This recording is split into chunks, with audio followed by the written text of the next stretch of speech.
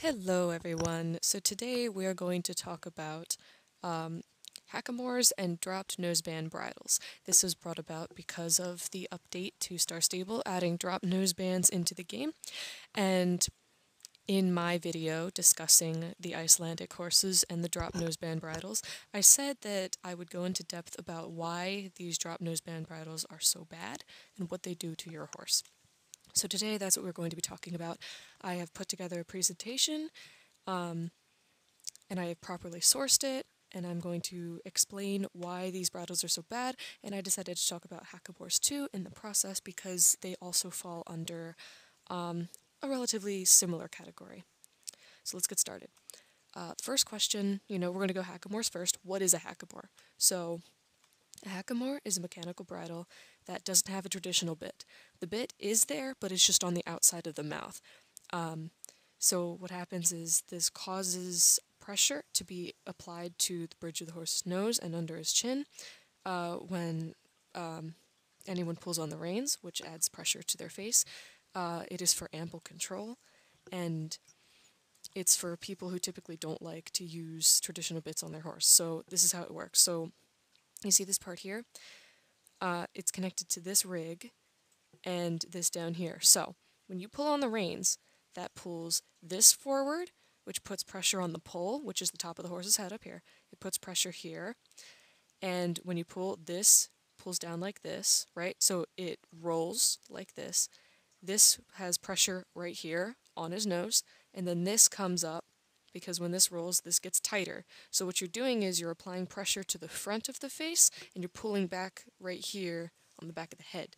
So that is what tells the horse to stop. That's what guides the horse. What is a drop noseband bridle? Okay, so the drop noseband bridle, it is a bridle with a very low cavison designed to hold the horse's mouth shut to make sure the horse is not able to evade the bit. We'll be talking about why this is bad. So when you pull on the reins here, this is your point of control. It pulls back on the bit, which pulls back on the mouth, which applies pressure to the head. This, however, when you pull back on that bit and apply pressure to the head, this also pulls back, but it doesn't really pull back that much, so it's not adding too much pressure in this design anyway. There are designs that are way worse than this one, but I just hate this one because of how low down on the face it is. We'll discuss that later. How are these two similar? Why did I group them together? So while they have entirely opposite purposes at first, both of them are still a way to maintain and gain very strict control. So on this bit, this bridle, the cavison here, the drop noseband, this noseband holds the horse's mouth shut so you can have strict control with the bit so he can't open his mouth to avoid the bit. In this one, it is a rotating piece of metal that, when pulled, it constricts on the horse's face, so it still is a bit on the outside of the face. These are both very strict means of control for your horse. So, Hackamores are typically owned by people who their horse does not like the feeling of a bit in their mouth, so they have a bit on the outside of their mouth, but it is still a clear way to control the animal. Drop noseband bridles are for people who want to control their horse and make them yield to the bit, and therefore a very, very strict and tight control. I have seen Hackamores used on horses while going trail riding because their riders want to get that bit out of their mouth, but they are too scared to fully take it out, or they don't realize that Hackamores do have this certain amount of pressure, or they like that pressure. Drop nosebands, I see this in jumping a lot, and I see it in dressage. People who need tight control on their horse for dressage use this so they keep their horse's mouth shut so they listen. The same goes for jumping. They want very tight control so the horse doesn't do something crazy while jumping. We'll discuss jumping and dressage and all that in another video. Right now we are just focusing on these bridles. So, next up, we're going to take a closer look on the horse's skull and why these are so bad. First up, we don't need to look at this image. We don't need to look at this image. We're mostly focusing on this one up here, and this one right here, and we'll get to this one in a bit. Let's look at this one right here. So, what is the horse's face made out of? Well, okay, so first of all, we have this nasal bone right here. That's what the nasal bone is.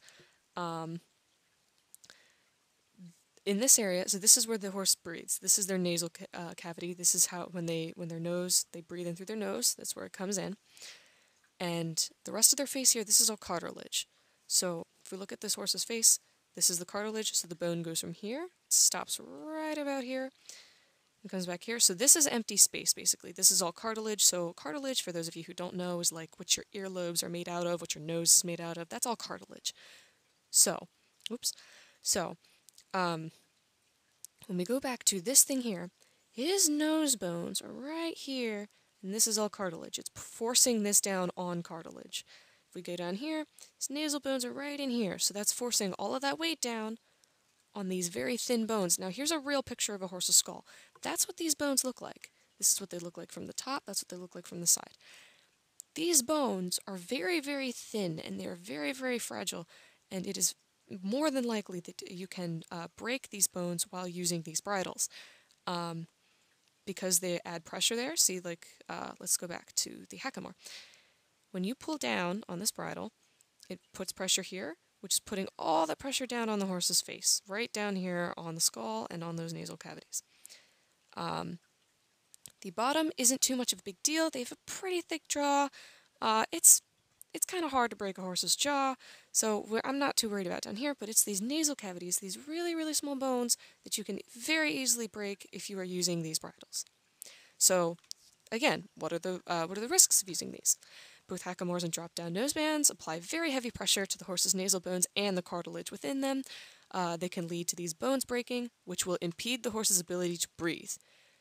That is the big issue with these bridles. So what happens if your horse can't breathe? It'll lead to the horse suffocating, sometimes to death. Horses have died from things like this, but don't worry if this does happen.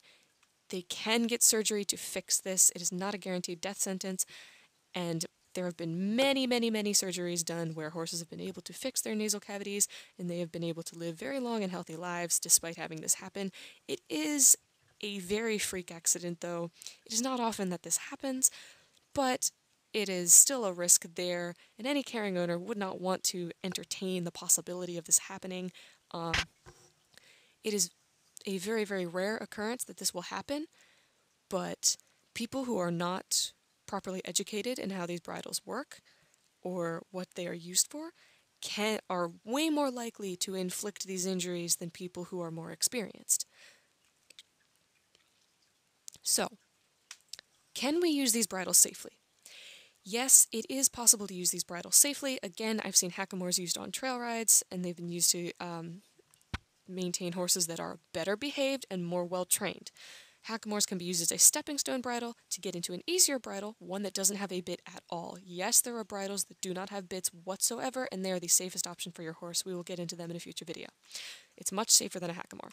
Hackamores are not intended for training horses. Many vets and trainers explicitly say that they are not for this. Hackamores, do not train your horse in a Hackamore. That is very, very bad for them. It doesn't have as much control, it has ample control, but not the control you want. It doesn't have the right contact points. It'll confuse your horse more than it will help him.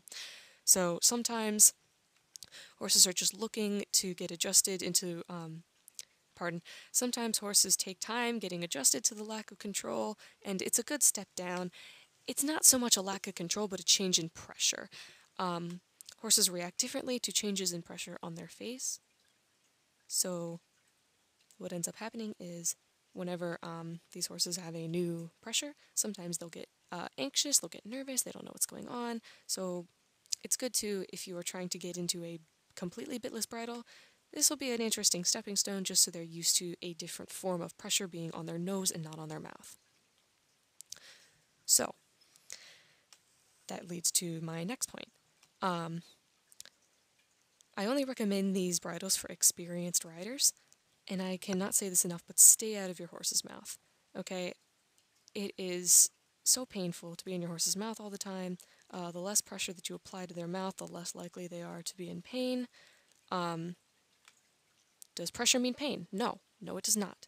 You can apply pressure to your horse without them being in pain. That is a big part in training, which again, we can get to, and I can provide links to all of these sources that are super, super helpful. Pressure does not mean pain, but pressure is often used in ways to inflict pain, which then triggers a response from the horse, which is what these, the dropped noseband bridles are for. What they do is they apply pressure to the mouth to hold the horse's mouth shut, because what a horse can do is when they open their mouth, the bit is not as effective. So when they force the horse's mouth shut, it is more effective, and it is often more painful for the animal. So again, tight nosebands will afflict pain on the horse's mouth when they try to open it, and it forces them to listen to this to the bit, and bits are an instrument of pain used for control.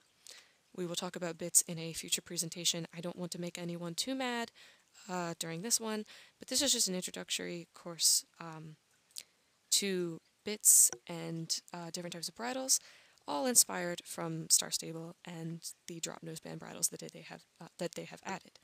So when StarStable says these are comfortable bridles, no, they are not. These are not intended for comfort. They are intended for control. So that concludes my presentation. So here are some amazing sources of information about these things. If you want to look into them more, I will include these in the description. And I thank you all so much for watching. And if you want any more information at all, please comment, and I will make sure to respond to them as quickly and as accurately as I possibly can. If you have any other ideas or want me to talk about anything else and go in depth about anything else, please comment that as well, and I will make sure I add that to the list of what I'm going to cover. I'm going to try and cover as many topics as possible, all related to StarStable or not, doesn't matter. I'll cover anything you guys want. So thank you, and I'll catch you next time.